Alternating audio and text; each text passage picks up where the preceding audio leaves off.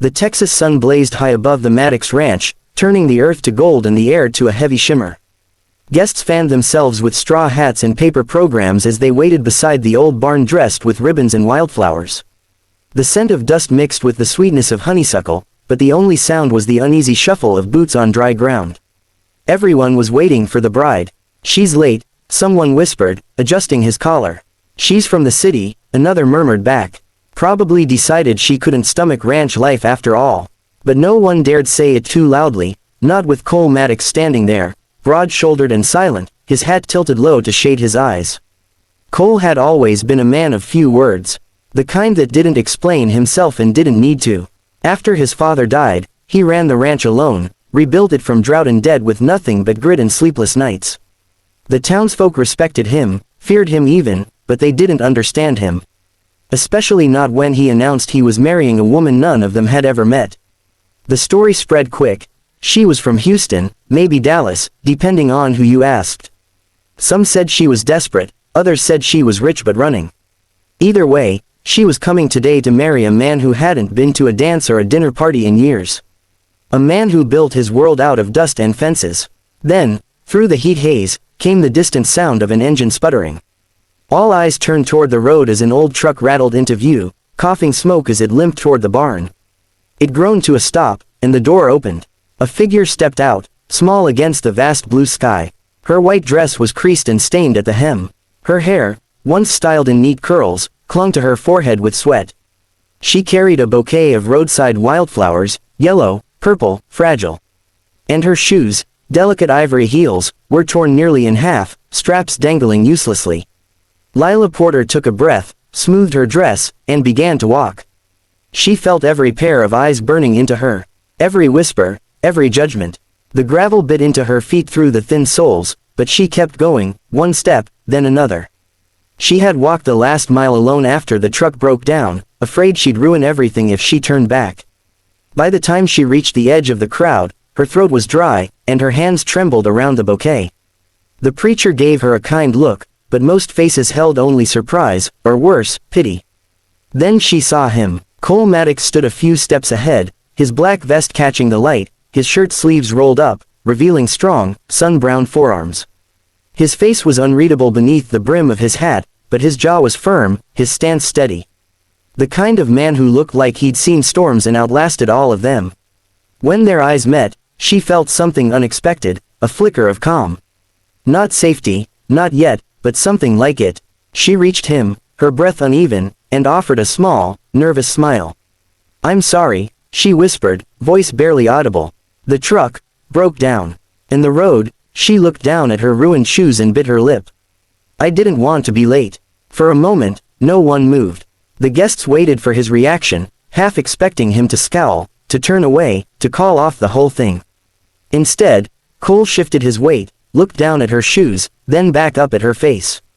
Slowly, a smile broke across his lips, not mocking, not amused, but soft. "Then you've brought everything," he said quietly. Lila blinked. "What?" He tipped his hat slightly. "You came with what mattered." "That's everything." Something in his tone silenced the whispers. The tension in the air melted away, replaced by something gentler, curiosity, maybe even admiration. Lila's breath hitched, a lump forming in her throat she didn't understand. She wasn't used to kindness from strangers.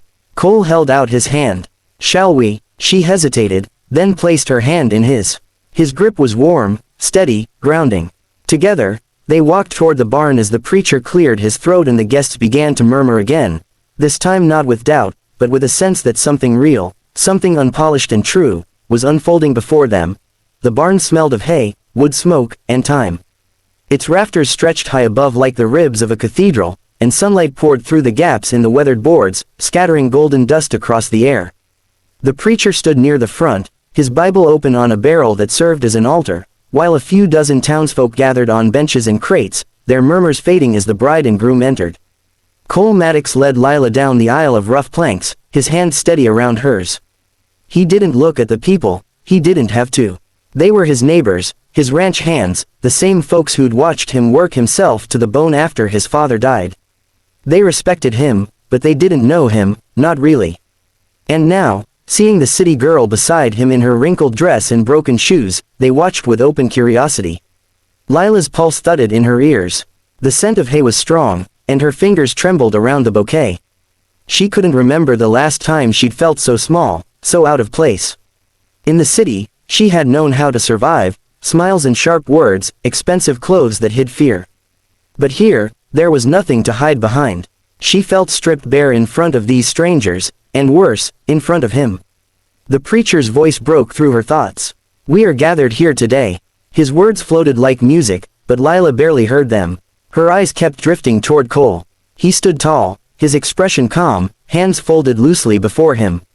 There was a quiet steadiness in him, something that didn't flinch, didn't rush. She couldn't tell if he was nervous or bored or simply content, but whatever it was, it grounded her. When the preacher asked Cole to speak his vows, he didn't unfold a piece of paper or clear his throat. He just looked at her and said, in that deep, slow voice of his, "I promise to take care of what's mine. To build something worth keeping. And to give you a place where you never have to look over your shoulder again." The simplicity of it made her throat tighten. There were no fancy words, no declarations of undying love, but something about the way he said, "a place," made her chest ache. When it was her turn, her voice came out thin. "I promise to try," she began, the words trembling on her lips. "To be honest, to work hard, and to belong, if you'll let me." The crowd shifted, a few smiles passing among them. Her voice cracked halfway through, and she ducked her head, embarrassed. But when she looked up, Cole's eyes were warm, patient.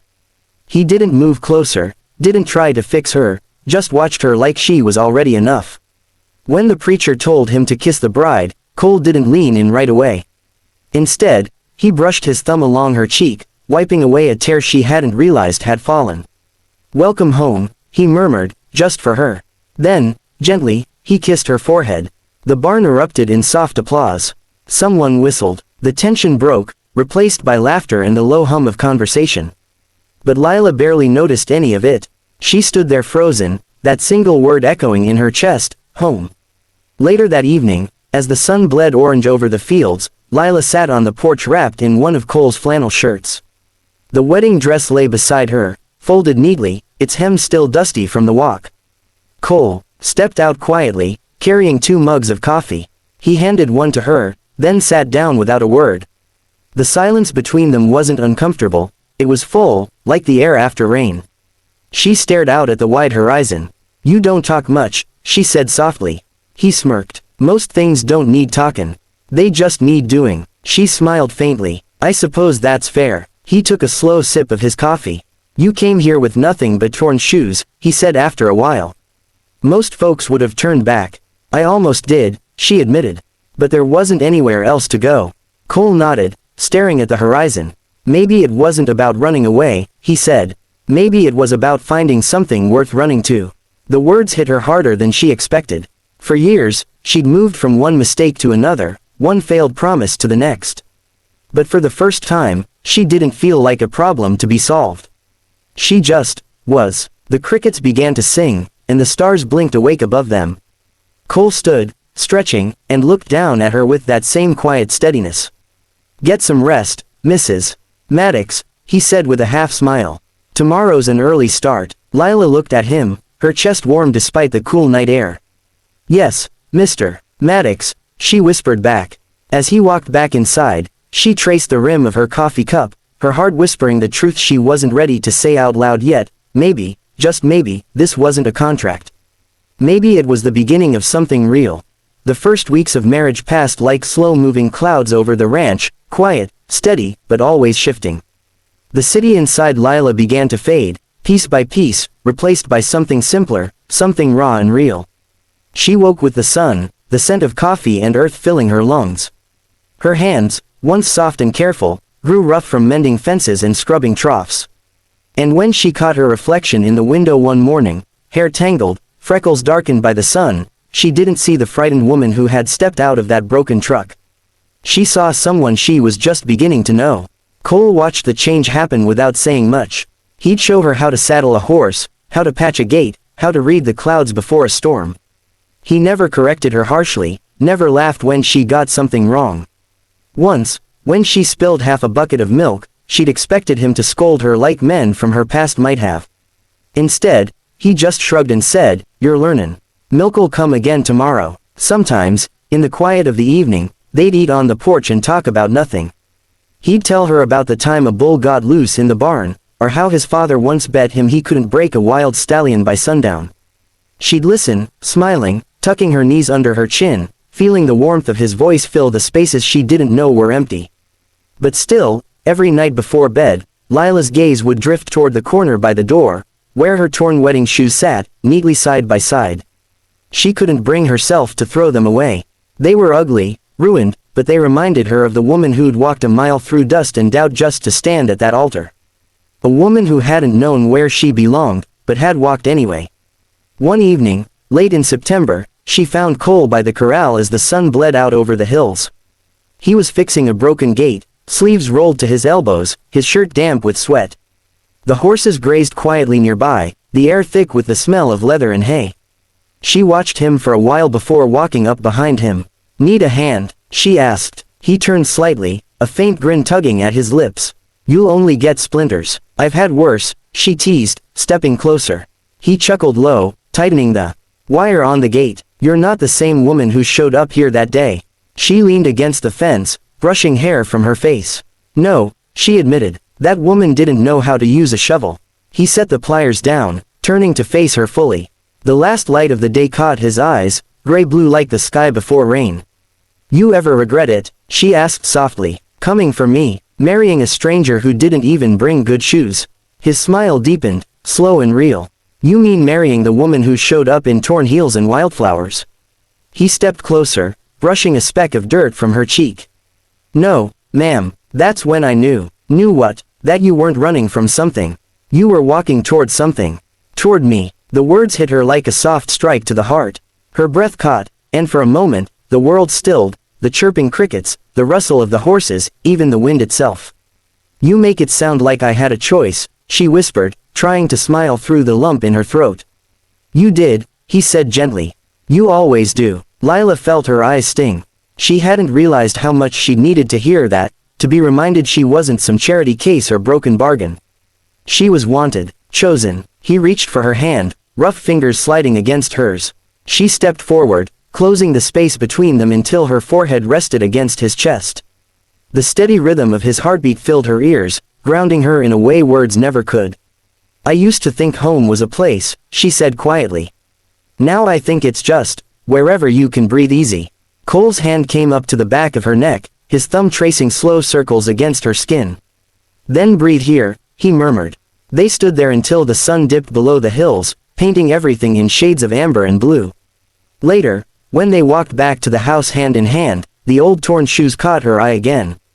The straps hung loose, the leather cracked and faded, but they didn't look pitiful anymore. They looked proud, like proof of a journey survived. That night, before blowing out the lantern, she set the shoes on the porch, side by side, facing east, toward the road she'd once walked alone. Cole watched her from the doorway, his smile barely there but full of meaning.